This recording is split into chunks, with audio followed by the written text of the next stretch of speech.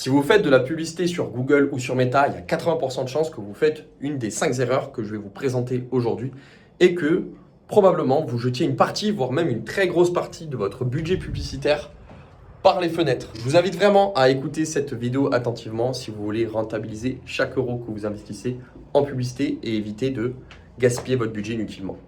Les 5 erreurs qui vous font perdre des milliers d'euros en publicité sur Google et sur Meta.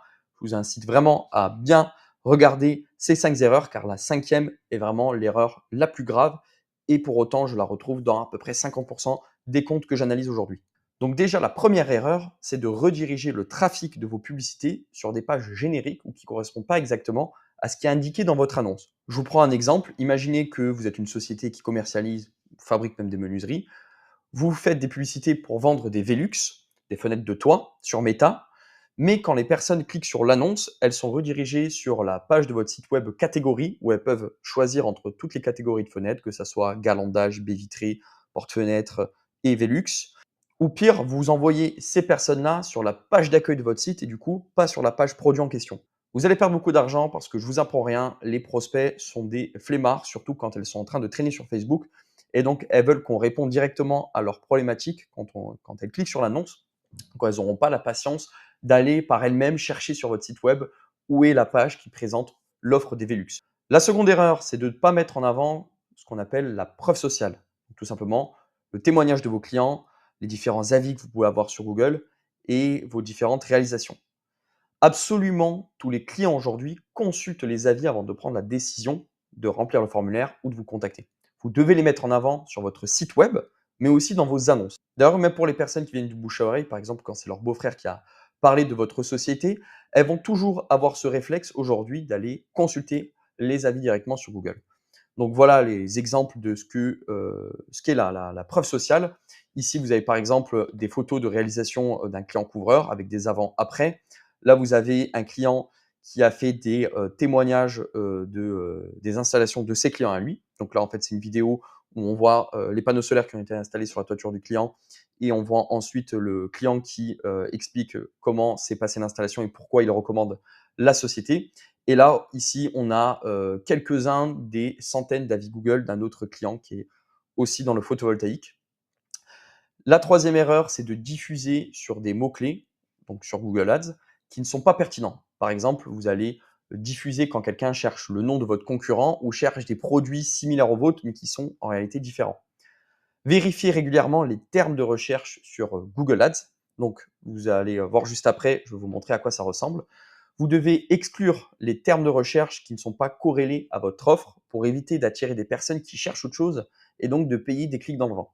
Donc, je vous donne un exemple. Ici, toujours dans la thématique de l'installation de panneaux solaires, on met en avant une offre d'installation de panneaux solaires où vraiment on prend en charge tout de A à Z.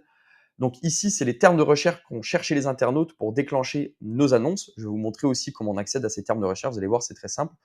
Là, vous vous rendez compte que j'ai déjà fait le travail. J'ai exclu du coup deux noms de concurrents. Ici, EcoSolar et les nouveaux installateurs, parce que forcément, une personne qui cherche le nom de ces entreprises cherche à travailler spécifiquement avec nos concurrents. Donc en fait, nous, on perd de l'argent sur le nom de leur marque. Donc on a exclu ces mots-clés. Vous voyez qu'ici, on a même perdu 10 euros. C'est pour ça qu'on a exclu immédiatement ce mot-clé-là afin de ne plus jamais jeter notre argent sur le nom de ce concurrent. Et par contre, on a conservé des mots-clés qui sont pertinents, par exemple installateur de panneaux solaires Nord-Pas-de-Calais, installation batterie panneaux solaires, étant donné qu'on propose aussi ce service-là dans notre offre, 9 kW panneaux solaires, parce que c'est à peu près les installations moyennes qu'on installe, etc. Donc, je vais vous montrer comment on accède aux termes de recherche. Alors, pour accéder aux termes de recherche, c'est simple. Vous allez dans votre campagne et ici, vous allez dans Insight et rapport et vous cliquez sur termes de recherche. Et en fait, la différence entre mots-clés et termes de recherche, c'est que mots-clés, c'est les mots-clés sur lesquels vous voulez vous positionner. Et termes de recherche, c'est les requêtes qu'ont rentrées les internautes et qui ont déclenché la diffusion de vos annonces. Donc, vous voyez ici que du coup, on a plein de termes de recherche différents. Et donc là, vous devez vraiment faire un travail quotidien, si possible, mais au minimum une fois par semaine, d'aller regarder un petit peu qu'est-ce qu'ont cherché les internautes et du coup, d'aller exclure ce qui n'est pas pertinent pour votre activité. Par exemple, là, ACBAT, c'est le nom d'un concurrent. On le met en mot-clé à exclure et on l'ajoute à notre campagne. La quatrième erreur, c'est d'effectuer des changements brusques au niveau de votre budget publicitaire ou d'arrêter de manière intempestive vos campagnes. Google et Meta vont favoriser les annonceurs qui sont réguliers, qui du coup dépensent du budget tous les jours sans suspendre et réactiver leur campagne. Et donc, quand vous mettez en pause et que vous relancez souvent vos campagnes, ils vous feront payer plus cher les clics et le résultat, c'est que vous allez avoir des performances qui sont altérées. C'est la même chose pour la gestion de votre publicitaire, même si vous ne mettez pas en pause votre campagne. Si vous faites de trop gros changements sur le budget que vous avez défini de manière quotidienne, vous allez secouer entre guillemets les algorithmes publicitaires. Donc, vous allez vraiment avoir un arrêt temporaire de vos performances. Donc, tenez vos budgets quotidiens quand vous lancez vos campagnes sur une période de 30 à 60 jours minimum. Et dans le cas où vous voulez faire des ajustements sur ces derniers, faites des ajustements par palier de 10 à 15% maximum pour ne pas prendre de risques. Je vous donne un exemple. Imaginez que vous dépensez 100 euros par jour, vous avez de très bons résultats, vous voulez monter à 200 euros par jour. Ne montez pas 200 euros en une seule journée. Allez-y progressivement par palier de 15%. Donc, vous allez monter à 115 euros. Vous allez attendre 2-3 jours. Vous allez voir si vos résultats continuent à arriver. Et vous allez re-augmenter encore une fois de 15% pour monter par exemple à 125 euros jusqu'à atteindre les 200 euros par jour. De cette manière, vous allez pouvoir vraiment lisser votre performance et vous assurer de conserver le flux de leads entrants.